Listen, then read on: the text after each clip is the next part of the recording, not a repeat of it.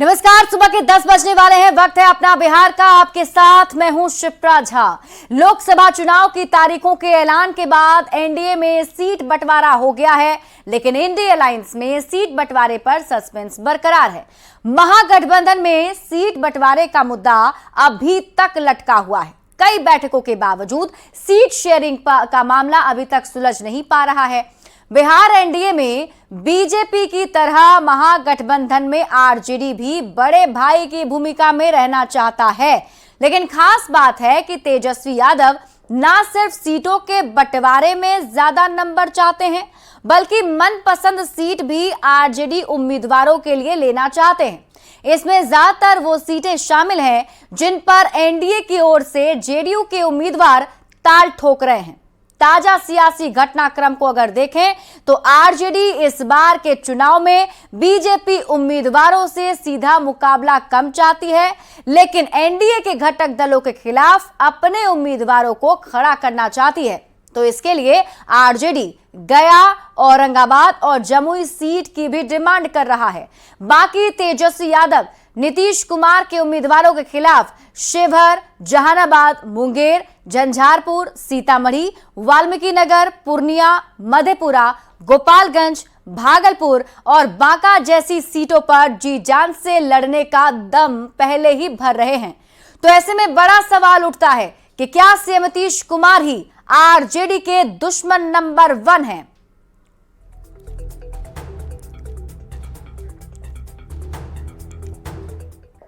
तो लोकसभा चुनाव में चाचा भतीजे के बीच मुकाबले को लेकर सियासी दलों की भी अलग अलग राय है। आरजेडी सत्ता विरोधी लहर का भय दिखा रहा है, तो जेडीयू जंग में पूरी ताकत झोंकने की बात कह रहा है। जेडीयू का कहना है कि आरजेडी कैंडिडेट की जमानत भी जब्त हो जाएगी, तो बीजेपी सीट बंटवारे पर महागठबंधन में कड़वाहट पर तंज कस रही है। तो वहीं कांग्रेस पार्टी चुनावी मैदान में एनडीए उम्मीदवारों को पटखनी देने का दावा कह रही है। लोकसभा चुनाव की रणभेरी बच चुकी है। एनडीए पूरी तरह एकजुट है। राजद नीतीश कुमार जी को अपना दुश्मन नंबर 1 मानता है। इसे सिर्फ राजद के शीर्ष नेतृत्व की बेवकूफी कही जाएगी कि जहां जदयू के उम्मीदवार होंगे वहां राजद अपना उम्मीदवार उतारेगा। एनडीए में कोई भी उम्मीदवार किसी घटक दल का नहीं है। विपक्षी दलों को भले ही ऐसा लगे कि कहीं भाजपा का उम्मीदवार है तो कहीं जदयू, लोजपा, आर, हम या आरएलएम का, लेकिन सच यह है कि विपक्षी दलों के सामने सिर्फ और सिर्फ एनडीए का उम्मीदवार होगा। देखिए, नीतीश कुमार जी किसी का दुश्मन नहीं है, किसी के दोस्त नहीं है। नीतीश कुमार जी बस मौका परस्त है। जब जिसके साथ स्वार्थ की सिद्धि होती है उसके साथ चिपक लेते हैं। राजद का दुश्मन नंबर 1 क्या होंगे? राजद के साथ 2 बार सरकार चला चुके हैं, और फिर क्या वो मोदी जी के खिलाफ क्या क्या नहीं बोले, लेकिन कहां मोदी जी का दुश्मन नंबर 1 हुए। फिर मोदी जी के श्री चरणों में जाके साष्टांग दंडवत लगा दी। तो नीतीश जी बस मौका परस्त है। बिहार में एक तरफ महागठबंधन का कुनबा है, जहां आपसी नूरा कुश्ती है। सीटों का बंटवारा अभी तक नहीं हो पाया है। दावे बड़े बड़े होते थे कि एनडीए से पहले सीटों का बंटवारा कर देंगे, लेकिन स्थितियां कितनी बदतर है सबके सामने है। और दूसरी तरफ पूरे समन्वय के साथ एनडीए में सीटों का बंटवारा हो चुका है। मजबूती से चुनाव लड़ा जाएगा। अब राष्ट्रीय जनता दल के लोग बेचैन हो रहे हैं, हमारी पार्टी को टारगेट कर रहे हैं। करने दीजिए, क्या फर्क पड़ता है। हमारी पार्टी के उम्मीदवारों के सामने अपने उम्मीदवार भी उतार देंगे तो भी जमानत जब्त ही होगी। तेजस्वी प्रसाद यादव ने नौकरी और रोजगार दिए हैं, और नफरत की राजनीति को समाप्त करके रोजगार परक और नौकरी परक राजनीति को जो आयाम दिया है, और जातीय गणना करा करके पिछड़ों, अति पिछड़ों और समाज के सभी तत्वों को जो 75% आरक्षण की व्यवस्था की है, इन सब मुद्दों के आधार पर हम चुनाव मैदान में जा रहे हैं। देखिए, बिहार में नीतीश कोई फैक्टर नहीं है, जनता दल यू कोई फैक्टर नहीं है, और एनडीए फैक्टर है। तो हम एनडीए के खिलाफ चुनाव मैदान में। तो आरजेडी की रणनीति है कि जहां जहां जेडीयू के उम्मीदवार हैं लोकसभा चुनाव में, वहां से अपने उम्मीदवार उतारने हैं। कौन कौन सी सीटें हैं जेडीयू की जिसको लेकर आरजेडी अपनी रणनीति बना रहा है, वो एक एक करके हम आपको बताते हैं कि जेडीयू के खाते में कौन कौन सी सीट गई। तो देखिए, जेडीयू के खाते में गई है वाल्मीकिनगर, सीतामढ़ी और झंझारपुर की सीटें, सुपौल, किशनगंज और कटिहार की सीटें। इसके साथ ही 16 सीटें हैं जो जदयू के पास है। तो पूर्णिया, मधेपुरा और गोपालगंज लोकसभा की सीट जो है वो भी जेडीयू के खाते में ही गई है। इसके साथ ही सिवान, भागलपुर, बांका और मुंगेर की सीटें जो हैं ये भी जेडीयू के पास है। तो आरजेडी के बारे में अब जान लीजिए कि आरजेडी कौन कौन सी सीट चाहता है। तो आरजेडी की जो संभावित सीटें हैं उस पर अगर हम बात करें तो बांका, भागलपुर, सीतामढ़ी, झंझारपुर के साथ ही और सीटें जो है वो आरजेडी चाहता है कि उसके खाते में आए। बक्सर, छपरा, अररिया, उजियारपुर, समस्तीपुर की सीट है जिस पर उसकी नजर है। देखिए मुंगेर, गोपालगंज, खगड़िया, नालंदा, सिवान और जहानाबाद की सीटें जो है वो भी आरजेडी अपने खाते में ही चाहता है। नवादा, वैशाली और हाजीपुर की सीट भी इस पर भी दावेदारी आरजेडी अपनी तरफ से जता रहा है, क्योंकि ये जो सीटें हैं कुछ चुनिंदा सीटें हैं। जो 16 सीट है वो तो जेडीयू के खाते में है, उस पर आरजेडी जो है अपने उम्मीदवार उतारेगा ही। साथ ही साथ कुछ और भी सीटें हैं जिसको लेकर आरजेडी की उस पर नजर है। अब हम आपको बताते हैं ताकत की बात कि आखिर किसके पास आरजेडी और जेडीयू मुख्य मुकाबले में है। तो ताकत की बात करें तो देखिए लंबे समय से मुख्यमंत्री हैं नीतीश कुमार, और कमजोरी इनकी क्या है तो साख और विश्वसनीयता में कमी है, क्योंकि इन्होंने आरजेडी के साथ भी जाकर सरकार बनाई, फिर वापस अभी आए हैं एनडीए के खेमे में। तो ऐसे में इनकी जो कमजोरी है उसकी बात ही करिए, लेकिन ताकत यह है कि इनकी साफ छवि रही है, ताकत है। भ्रष्टाचार का एक भी दाग सीएम नीतीश कुमार पर नहीं लगा है। वंशवाद के खिलाफ हमेशा सीएम नीतीश कुमार मुखर रहे हैं। इसके साथ ही महिलाओं का भरोसा सीएम नीतीश कुमार पर रहा है, महिलाओं के लिए काफी काम उन्होंने किया है। और ऐसे में कमजोरी की जो हम बात कर रहे हैं, यानी कि दो तरीके से मैं आपको बता रहे हैं। देखिए व्यापक युवा जुड़ाव मुख्यमंत्री के साथ नहीं है, ये इनकी कमजोरी बताई जा रही है। जेडीयू तीसरे नंबर की पार्टी अभी बिहार विधानसभा में है, तो ऐसे में ये इनकी कमजोरी बताई जा रही है। लेकिन अगर बताया जाए तो देखिए केंद्रीय मंत्री का अनुभव भी रहा है मुख्यमंत्री का, और लंबे समय से बिहार के सीएम हैं और महिलाओं के लिए काफी काम किया है उन्होंने। अब तेजस्वी यादव की क्या कुछ ताकत रहने वाली है वो हम आपको बताते हैं। तो देखिए तेजस्वी यादव की ताकत है कि तेजस्वी यादव सबसे पहले तो युवा के सबसे बड़े नेता हैं, और लेकिन अनुभव की इनमें कमी है। ताकत है कि लालू के विरासत के वारिस हैं, तो वंशवाद का आरोप इन पर लगता रहा है। डिप्टी सीएम का अनुभव है तो अपेक्षाकृत कम पढ़े लिखे हैं, ये इनकी कमजोरी है। भाषा पर अच्छी पकड़ है, लेकिन भ्रष्टाचार का आरोप तेजस्वी यादव पर लगता रहा है। परिवारवाद का ठप्पा भी है, लेकिन मजबूत विपक्षी नेता हैं तेजस्वी यादव, और राजनीतिक कद जो है इनका बड़ा है, लेकिन दाव पेच में थोड़ी कमी अभी भी है। एकजुटता की चुनौती भी है, और साथ ही साथ देखिए सोशल मीडिया पर काफी सक्रिय हैं तेजस्वी यादव, इनके फॉलोअर्स काफी ज्यादा है, लेकिन जो एकजुटता की कमी इनके खेमे में वो बताई जाती है। तो क्या नीतीश कुमार आरजेडी के दुश्मन नंबर 1 है? ये सवाल इसलिए उठ रहे हैं क्योंकि आरजेडी उन्हीं सीटों को टारगेट खास तौर पर कर रहा है जहां जेडीयू के उम्मीदवार हैं। देखिए एंटी इनकम्बेंसी पर तेजस्वी यादव की नजर है। सत्ता विरोधी लहर का फायदा उठाना चाहते हैं तेजस्वी यादव। जो गैर बीजेपी उम्मीदवारों को टारगेट कर रहे हैं तेजस्वी यादव, और नीतीश कुमार की जो गिरती साख है उसका लाभ लेने की कोशिश तेजस्वी यादव कर रहे हैं, और इसीलिए तेजस्वी यादव मन माफिक सीट चाह रहे हैं। तो पीएम मोदी से मुकाबला मुश्किल है। तेजस्वी यादव से देखिए सीधा मुकाबला नहीं चाहते हैं पीएम मोदी से तेजस्वी यादव। गैर बीजेपी उम्मीदवारों को ही टारगेट वो कर रहे हैं। बीजेपी उम्मीदवारों के खिलाफ कम कैंडिडेट उतारने की बात कही जा रही है, जो रणनीति बनाई जा रही है। पीएम मोदी की लोकप्रियता से भी तेजस्वी यादव को भय है। तेजस्वी यादव मोदी से सीधा मुकाबला नहीं चाहते हैं, और यही वजह है कि तेजस्वी यादव उन सीटों पर ज्यादा फोकस कर रहे हैं जहां से जेडीयू के उम्मीदवार हैं या गैर बीजेपी उम्मीदवार हैं। बढ़ लेते हैं आगे और अब बात कर लेते हैं अगली बड़ी खबर की। पटना से बड़ी खबर सामने आ रही है। पप्पू यादव अपने पार्टी का विलय करने वाले हैं। पप्पू यादव कांग्रेस में अपनी पार्टी का विलय करेंगे, ये बड़ी खबर आपको बता रहे हैं। पप्पू यादव पूर्णिया से गठबंधन के उम्मीदवार हो सकते हैं। कल ही पप्पू यादव ने लालू प्रसाद से मुलाकात की थी। लालू प्रसाद से मिलकर पूर्णिया को लेकर सहमति बनाने पर चर्चा हुई थी, और ये तस्वीर हम आपको दिखा रहे हैं उस वक्त की जब पप्पू यादव, लालू प्रसाद यादव और तेजस्वी यादव से मिलने के लिए पहुंचे हुए थे। वहीं की ये तस्वीर है जिसमें अब ये सूत्रों के हवाले से खबर सामने आ रही है कि अपनी पार्टी का विलय, जन अधिकार जो उनकी पार्टी है उसका विलय वो कांग्रेस में करने जा रहे हैं, और पूर्णिया से कैंडिडेट भी होंगे।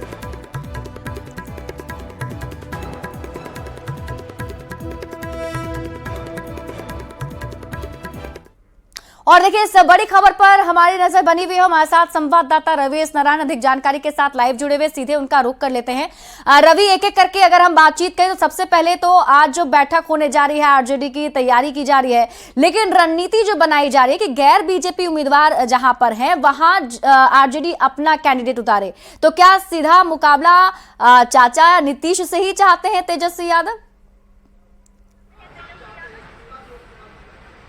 जी बिल्कुल। और देखिए, राष्ट्रीय जनता दल ने खास करके तेजस्वी यादव की अगर बात करें तो उन्होंने इस लोकसभा चुनाव में बेहतर परफॉर्मेंस के लिए ये रणनीति बनाई है कि इस लोकसभा सीट पे जहाँ जहाँ पे जनता दल यूनाइटेड जो है वो अपने उम्मीदवार उतारेगी, वहाँ वहाँ राजद के जो उम्मीदवार हैं वो रहेंगे।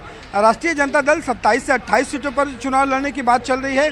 वहाँ पे 16 ऐसे सीट हैं जहाँ पे जनता दल यूनाइटेड अपने उम्मीदवार उतारेगी। उन 16 सीटों पर राष्ट्रीय जनता दल की जो तैयारी है वो इस बात को लेकर के है। तेजस्वी यादव का मानना है कि एक तरफ जहां बीजेपी है, जहां पे उनके पीएम मोदी, अमित शाह सहित तमाम केंद्रीय मंत्री आकर के बीजेपी के लिए मजबूती देते हैं, वहां पे नीतीश कुमार से लड़ना जो है, उनके सीटों पर लड़ना ज़्यादा आसान दिखाई पड़ता है। तेजस्वी यादव की अगर माने कि उनकी रणनीति ये है कि जिस ढंग से जनता दल यूनाइटेड ने, नीतीश कुमार ने पिछले 17 सालों के कामों को लेकर के एक मोर्चा खोला है और हर जगह पे नया अभियान चलाते हुए बताया है कि 17 सालों में बिहार को कैसे बदला है नीतीश कुमार ने। लेकिन तेजस्वी यादव, अब पिछले दिनों आपने देखा होगा कि पूरे बिहार भर में उन्होंने यहाँ पे प्रचार किया, वो अपने वहाँ तक रैलियाँ भी की, यात्राएं भी की, और उसमें एक बात पर ही उनको फोकस रहा है कि राष्ट्रीय जनता दल जब तक 17 महीने सरकार में रही है, नौकरी जो है उन्होंने दी, और इस नौकरी के मुद्दे को केंद्र में रखते हुए तेजस्वी यादव पूरे अभियान को चला रहे हैं। और उनका मानना है कि इस मुद्दे पर नीतीश कुमार को घेरा जा सकता है, और नौकरी के नाम पे और विकास के नाम पे जहां पे नीतीश कुमार बात करते हैं, रोजगार के नाम पे राष्ट्रीय जनता दल जदयू पे भारी पड़ सकता है। रणनीति लोकसभा चुनाव को लेकर के बनाई जा रही है आरजेडी की तरफ से, और इस बड़ी खबर पर आप लगातार नजर बनाए रखिए कि आज बैठक भी होने वाली है आरजेडी की। क्या कुछ तस्वीरें होंगी हम आपको हम दिखाएंगे भी। बहुत बहुत शुक्रिया तमाम जानकारी के लिए। तो देखिए, आज जो है आरजेडी की तरफ से तैयारी तो की जा रही है, लेकिन दिल्ली में आज एलजेपीआर की संसदीय बोर्ड की बैठक होगी। 5 सीट के लिए उम्मीदवारों के नामों पर मंथन होने जा रहा है। जल्दी कैंडिडेट्स के नामों की घोषणा भी कर दी जाएगी। यानी चिराग पासवान का जो गुट है वो आज एक बैठक करने जा रहा है दिल्ली में, और दिल्ली की जो बैठक होगी उसमें यह फैसला किया जाएगा जो 5 सीटें चिराग पासवान को मिली है, उन सीटों से कौन से उम्मीदवार उतारे जाएं, इसको लेकर आज मंथन किया जाना है।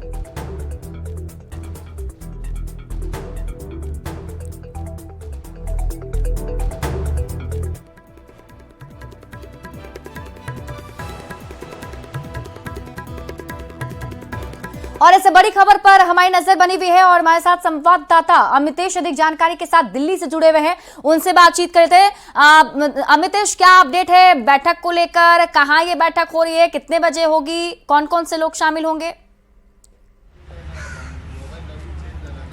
देखिए, दिल्ली में नॉर्थ एवेन्यू में एलजेपी रामविलास का केंद्रीय कार्यालय है, उसी के बाहर मैं खड़ा हूं। यहाँ पर 1 घंटे बाद यानी 11 बजे बैठक शुरू होगी।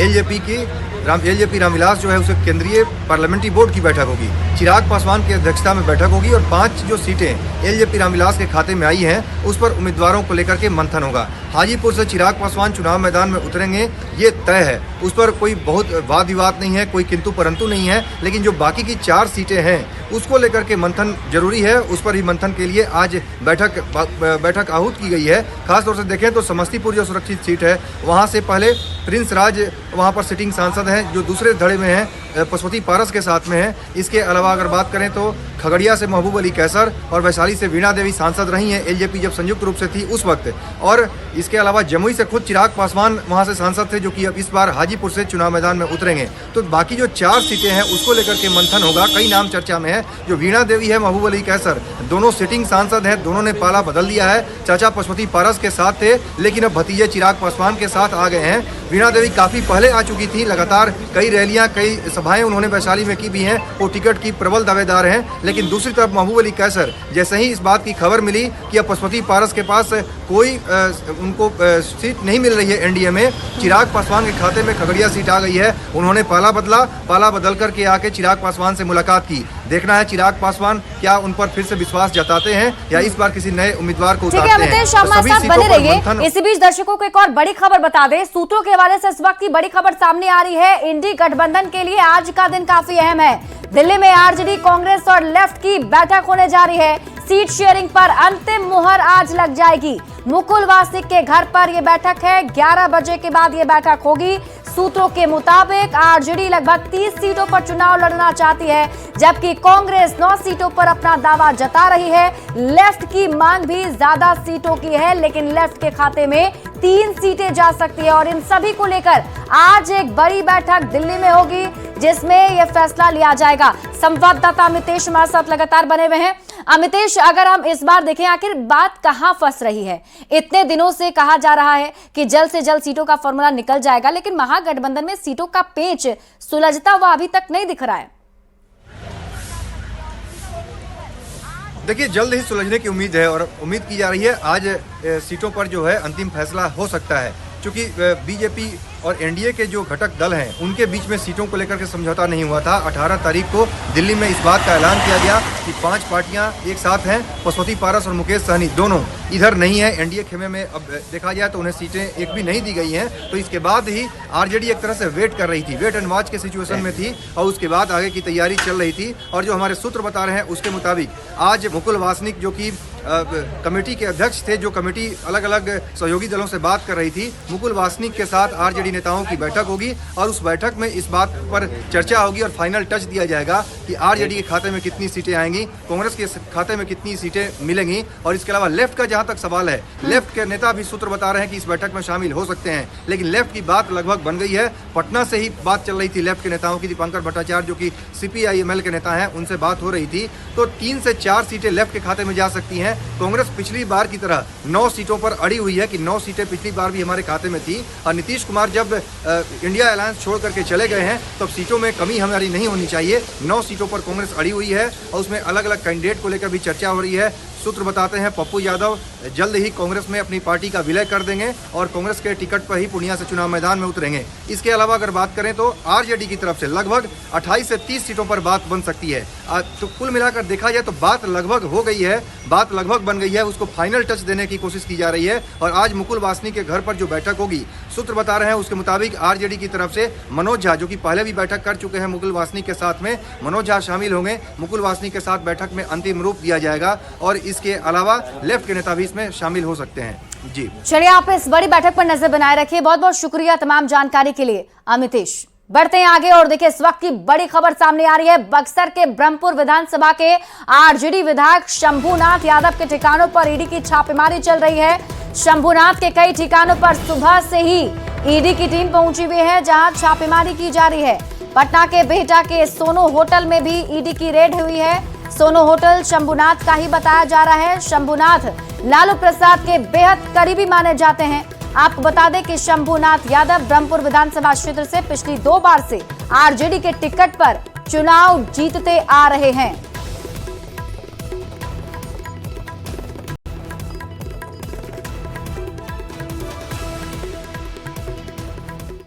बढ़ते आगे, अगली खबर आपको बता दें, बगहा में स्पेशल ट्रेन के डिरेल होने के बाद पूर्व मध्य रेलवे के डीआरएम विनय श्रीवास्तव के नेतृत्व में रेल अधिकारियों की टीम मौके पर लगातार काम कर रही है।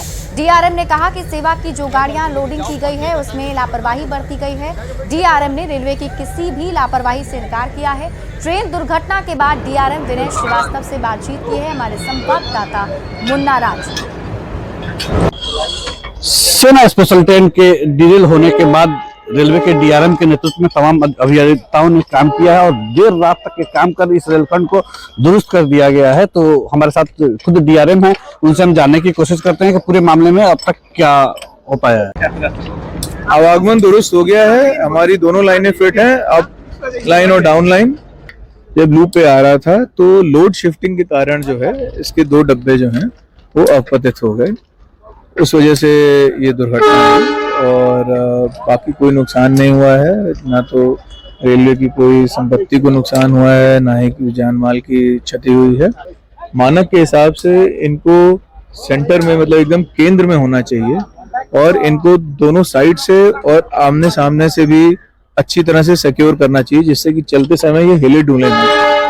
यहाँ पे देखा गया कि जब जो दो डब्बे डिरेल किए थे, उनकी गाड़ियां एकदम सट के जो है इधर आ गई थी, दाहिने हाथ की तरफ आ गई थी, जिसकी वजह से अनइवन लोडिंग हुई, उसकी वजह से दुर्घटना हुई है। हालांकि इस विभिन्न पहलुओं पर इसकी जांच हो रही है और डीआरएम ने स्पष्ट किया है कि रेलवे के स्तर से कहीं कोई चूक नहीं है।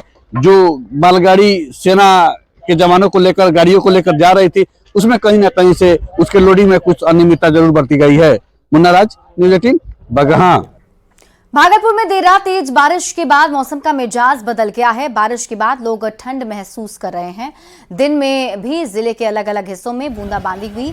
बदलते मौसम के साथ लोगों की दिनचर्या भी प्रभावित हुई है। वहीं तेज हवा और बारिश के कारण जिले में फसल को नुकसान पहुंच रहा है। मौसम विभाग ने जिले में अगले 2 दिनों तक हल्की बूंदाबांदी की आशंका जताई है। मौसम का हाल बता रहे हैं संवाददाता विकास कुमार सिंह। भागलपुर में मौसम का मिजाज बदला है। देर रात में हुई हल्की बारिश के बाद एक बार फिर से लोग ठंड महसूस कर रहे हैं। बदलते मौसम के साथ लोगों की दिनचर्या भी प्रभावित हुई है और वहीं सुबह में भी जिले के कई हिस्सों में हल्की बूंदाबांदी बारिश जो है वो हो रही है। बारिश के कारण से जहां फसलों को नुकसान पहुंचा है, तो वहीं लोग की जो दिनचर्या है वो कहीं ना कहीं बदल गई है। बदलते मौसम के साथ लोग किस तरह से महसूस कर रहे हैं? आज मौसम का मिजाज जिले में बदला है। आज का मौसम इतना सुहावना है कि लोगों को प्रसन्नताएं हो रही हैं। काफी गर्मी पड़ रही थी, हम लोग परेशान हो चले थे कि पता नहीं मार्च में ये अप्रैल वाला मौसम है। रात से ऐसा लगा कि मौसम खुशनुमा हो गया है। हम लोग सारे लोग अच्छे तरीके से आज घूमने आए हैं यहाँ, लेकिन बारिश के कारण फसल कहीं ना कहीं नुकसान पहुंचा है। थोड़ा मंजर वगैरह आम का गिरा पड़ा मिला था, लेकिन उससे ज्यादा हम लोगों को जो परेशानी हो रही थी कि 10 बजे दिन में घर से निकलना मुश्किल हो रहा था, वो आज फीलिंग दे रहा है कि हम लोग एक अच्छे सुहावना मौसम में। पवन मिश्रा नाम हुआ।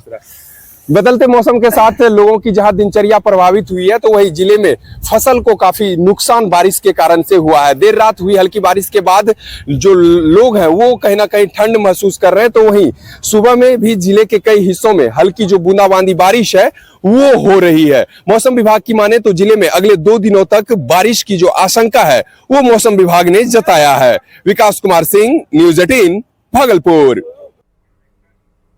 और फिलहाल इस बुलेटिन में अभी के लिए बस इतना ही। आप देखते रहिए न्यूज़ 18 बिहार झारखंड।